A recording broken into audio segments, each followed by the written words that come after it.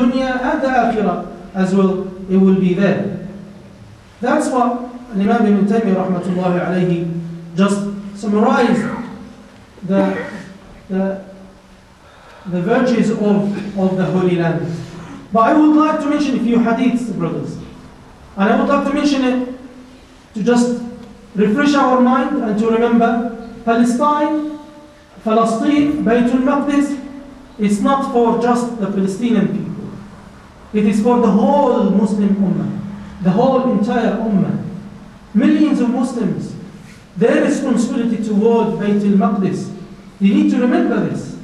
It's not just a case of, as some people and some governments, they're just trying to limit the problem just with the Palestinian people. Palestinian people suffering everywhere. But the land, it belongs to the whole Muslim Ummah. As Sultan Abdul Hamid, when he was asked just to give authority to sell the land of Palestine to the Jews. And he said, it's not belong to me, I don't own this land. This is the land of the whole Muslim Ummah. How come I can sell it to you? It's not belong to me.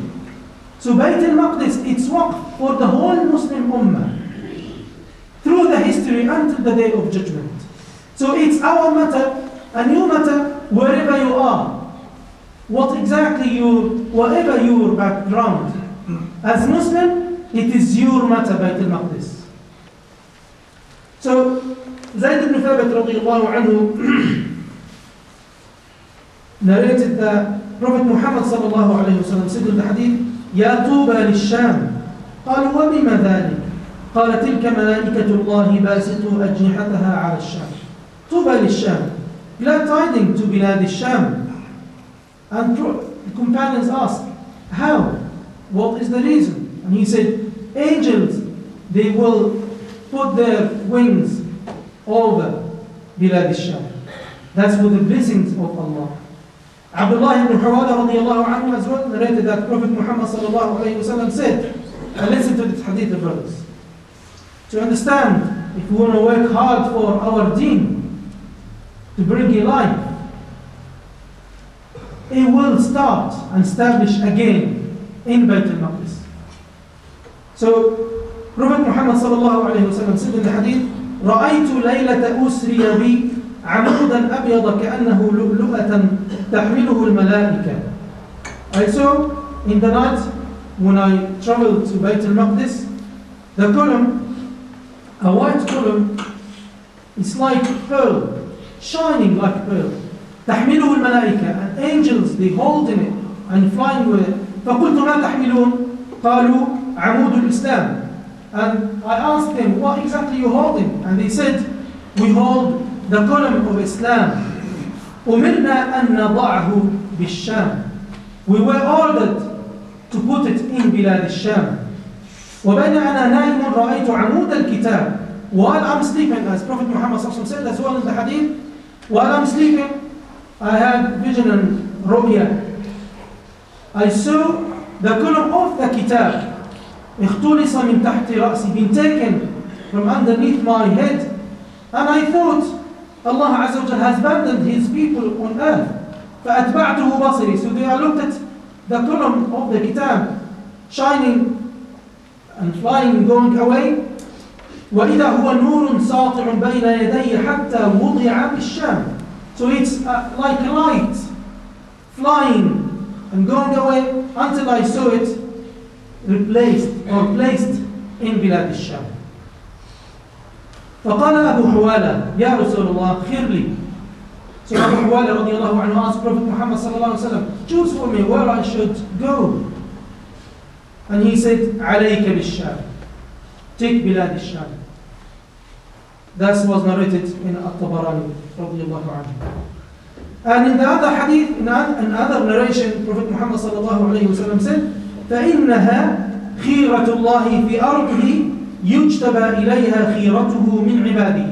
So it will be بلاد الشام, it will be the best land of Allah Azza wa Jal on earth, and the best people, the chosen people, they will be there in that land. ميمونة بنت سعد رضي الله عنها قالت يا رسول الله أفتنا في بيت المقدس. O Prophet Muhammad sallallahu alayhi wa sallam, give us fatwa and ruling about Bayt al-Maqdis. And Prophet Muhammad sallallahu alayhi wa sallam said, "U'tuhu fasallu fi." Go and visit Bayt al-Maqdis and pray. فَإِن لَمْ تُؤْتُوهُ وَتُصَلُّوا فِيهِ. So if you can't go and pray in Bayt al-Maqdis, فَابْعَثُوا بِزَيْتٍ يُسْرَجُ فِي قَنَادِيلِهِ. So at least you send oil for the lamps to be lighting in Bayt al-Maqdis. رواه أحمد and Ibn Majah. Narrated by Imam Ahmad and Ibn Majah. And the other hadith, خيار أهل الأرض ألزمهم مهاجر إبراهيم عليه السلام. So Prophet Muhammad sallallahu alayhi wa sallam said, and listen to this hadith, brothers as well and sisters, خيار أهل الأرض, the best of people or the best human on earth, ألزمهم مهاجر إبراهيم, the most attached to Bilad al-Sham. The most attached to Mahajir Ibrahim, the place where Ibrahim alayhi salam emigrated to, which basically Palestine, where exactly Al-Khalil city. We tried even to visit Al-Khalil, but the Jews, they have celebration, so they couldn't even go to visit Al-Khalil mosque there. So, and Imam Ibn Taymiyyah radiallahu anhu wa rahmatullahi alayhi said about this hadith, he said in his book, in the same book, Manaqib al-Sham, Bilad al-Sham, so Prophet Muhammad sallallahu alayhi wa sallam mentioned the hadith, the best people on earth in that time, they will be in that place where Ibrahim alayhi salam immigrated to. And he said, Prophet Muhammad sallallahu alayhi wa sallam emigrated to Medina, and after the immigration, he said, there is no immigration after Al-Fath, after opening Mecca. And Ibn Taymiyyah rahmatullahi alayhi said, it's close now to emigrate to Medina, but to emigrate to the place where Prophet Ibrahim alayhi salam emigrated to, it's open until the day of judgment. It is still open. So Prophet Muhammad sallallahu alayhi wa sallam encouraged his companions, encouraged the Muslims to go there and try to live there, to get closer to there. And it's amazing as well, the hadith in Al-Bukhari, when Musa alayhi salam, angel of death came to Musa alayhi salam, and Musa alayhi salam punched him. And in the hadith, he took off his eye.